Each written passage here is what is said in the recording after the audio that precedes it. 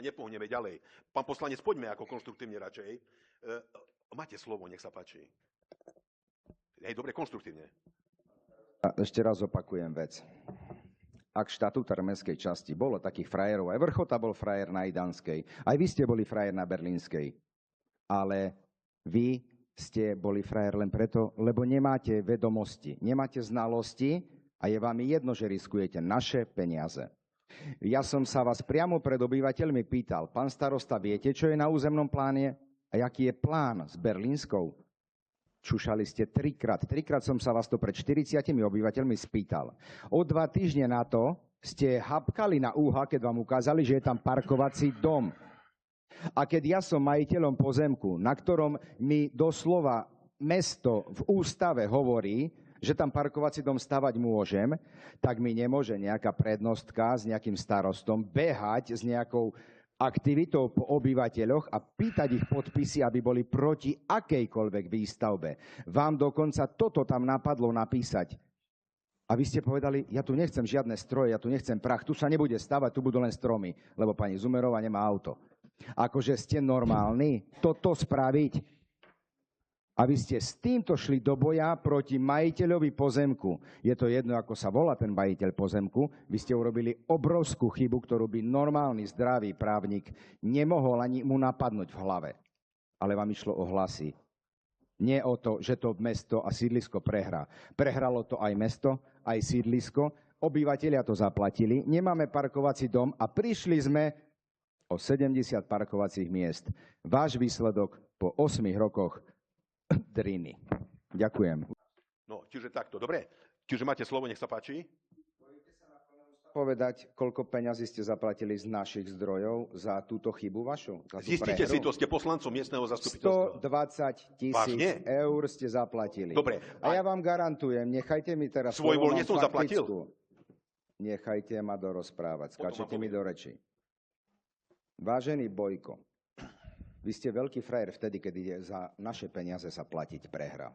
Vtedy búchate ručičkami o hruď. Lebo však to nebude vaša prehra. Pri najhoršom, keď prehrám, zaplatí to mestská časť.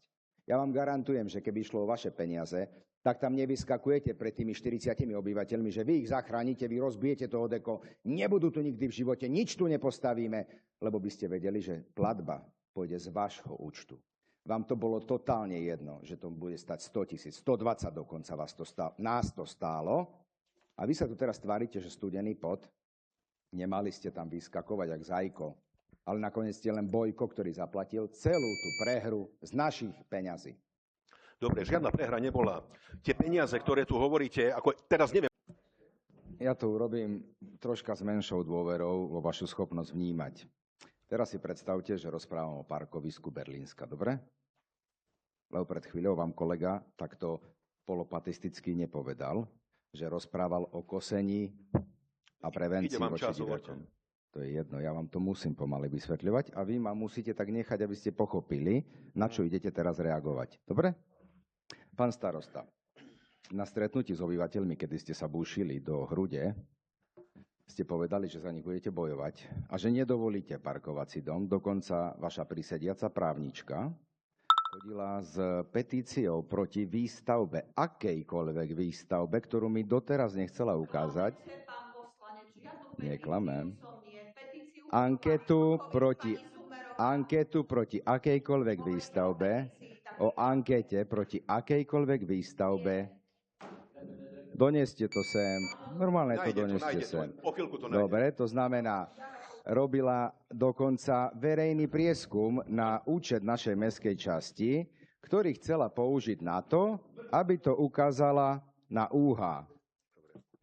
Pán starosta, ak by ste v živote niekedy pracovali normálne, ako z ľudí teraz momentálne žijete už 20 rokov, tak by ste pochopili, že ak niekto je majiteľom pozemku, na ktorom územný plán jasne ukazuje, že môže byť postavený parkovací dom a vy ako štatutár obce alebo mestskej časti bojujete proti tomu a dokonca máte v pláne zmeniť územný plán, tak máte tak zavarené na prehru na súde, že ja ako amatérov proti vám tvrdím, že by ste ten súd prehrali a všetky tie ušlé zisky by Odeko dostalo ešte v 10-násobne vyššej sume. Dobre, ďakujem.